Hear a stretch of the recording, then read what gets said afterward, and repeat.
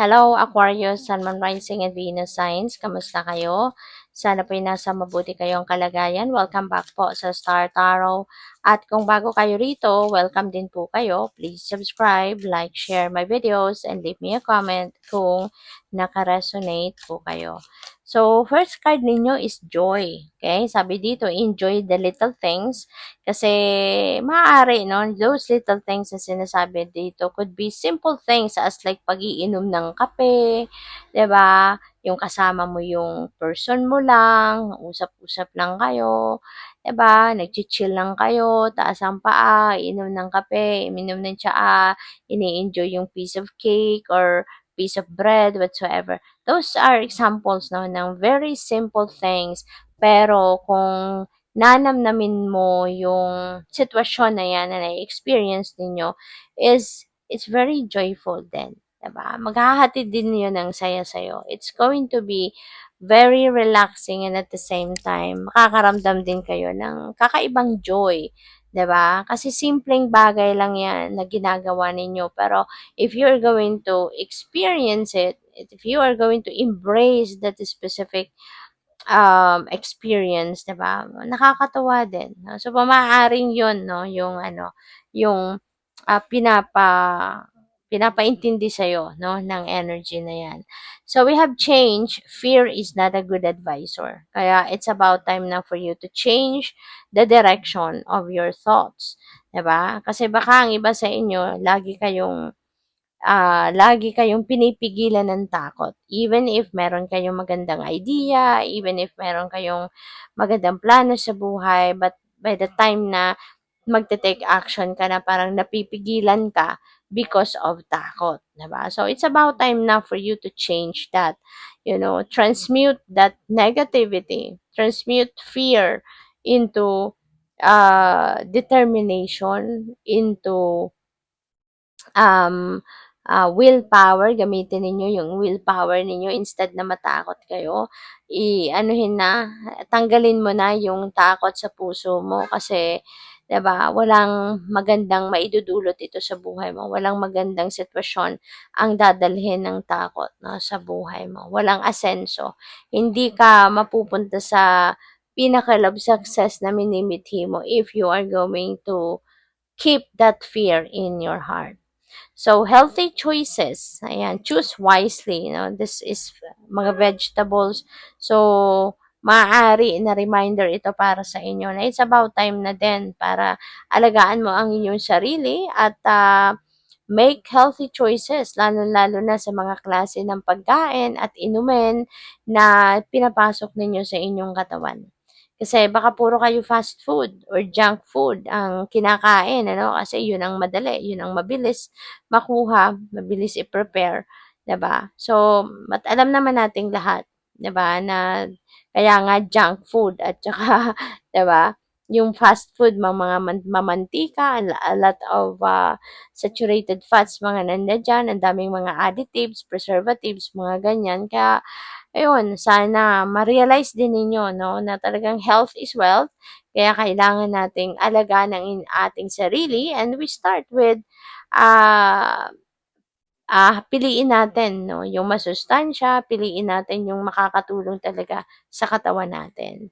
So, what else? We have zoom in. The answer is there if you look closer.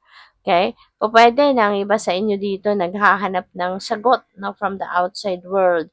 Maaaring naghahanap kayo ng explanation sa kung ano man ang sitwasyon na 'to na maaari pinagdadaanan ninyo ngayon, it's bothering you, o puwedeng nagwo-worry kayo, baka naghahanap kayo ng kasagutan, maraming tanong pero hindi mo mahanap ang kasagutan, parang gano'n. But, kasi maaaring your isip is here and there, 'di ba? Baka fragmented ang isip ninyo kaya hindi ninyo makita kung ano yung truth or heart ng inyong sitwasyon, kaya masyado kayo nalilito, something like that.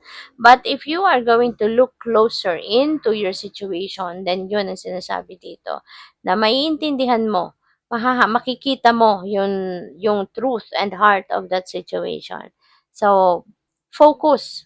You may need to focus sa inyong sitwasyon at tignan ninyo, pag-aralan ninyo. Okay? So, what else? We have eccentric person. You may be dealing with an eccentric person, no? Around this time, baka makikilala mo siya ngayon or po pwedeng this person, ano, dadating sa buhay mo sa ngayon and this is going to play a significant role in your life. So, we have creativity, use your imagination. Gamitin mo yung imagination mo ngayon. There could be an opportunity already para magamit mo to, no? Baka yung mga talent mo, mailalabas mo na sa ngayon. Baka merong mga oportunidad ngayon na kakatok sa buhay mo na pwedeng, alam mo yun, pwedeng mong pagkakitaan na wherein magagamit mo yung creativity mo, may express mo pa yung passion mo, yung ganon. So, good for you and take advantage no of that opportunity. So we have soulmate, someone from your soul tribe. Ayan, makikilala mo na sa ngayon. O pwede, no, yung soulmate mo na to is this eccentric person. O pwedeng siya, o pwede rin naman na hindi. Depende sa inyong sitwasyon. But yes, soulmate is coming in. Someone from your soul tribe is about to be part of your life. Sa lifetime na ito at paparating na siya. Si soulmate, sometimes, ano natin yan, nagiging romantic partner natin. Sometimes then, si soulmate could be our friend, could be our mentor, could be our teacher, could be our counselor, could be our guide, no, spiritual guide dito sa earth, yung ganon. Kaya, depende sa inyong sitwasyon. But you will see, mararamdaman mo agad, no, na yung taong yan ay soulmate mo.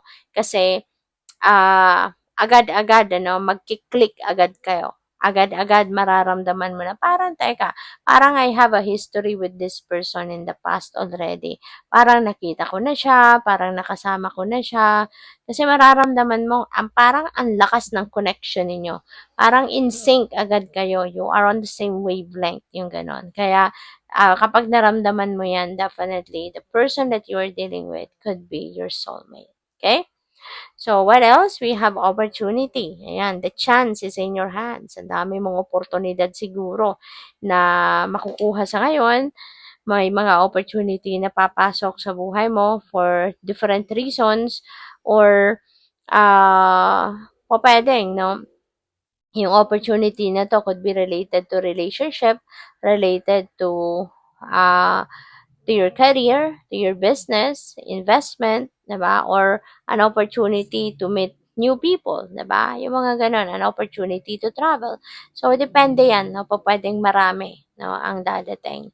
Adventure, be open to new experiences. Ayan. So, lagi lang kayong maging bukas, 'di ba? Sa kahit anumang pwedeng mangyari sa buhay.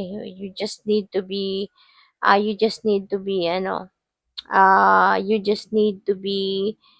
open to anything, 'di ba? Kasi nga, ah, pupuwedeng iba-iba yung puwedeng mangyari, 'di ba, sa buhay ninyo at this time. Ang daming oportunidad na puwedeng dadating, 'di ba?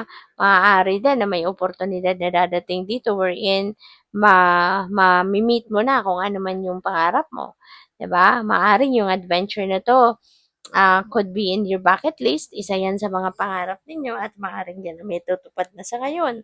So, be open to anything. Okay? Maging ano ka lang lagi. Make sure na ma-maintain mo yung good health mo. Make sure na you are always in good shape para kahit ano ang dumating sa buhay mo, you'd be ready for it. So we have plot twist, unexpected development. So this is another opportunity for you, 'di ba? Maaaring magkakaroon na ng pag-progress kung ano man ang kunyari ginagawa ninyong trabaho or something or anything related to your to manifestation of your dreams. So, yun, magkakaroon na ng unexpected development. So, pausad na to, move forward na kayo. So, good luck. Thank you for watching. Love and light. Namaste.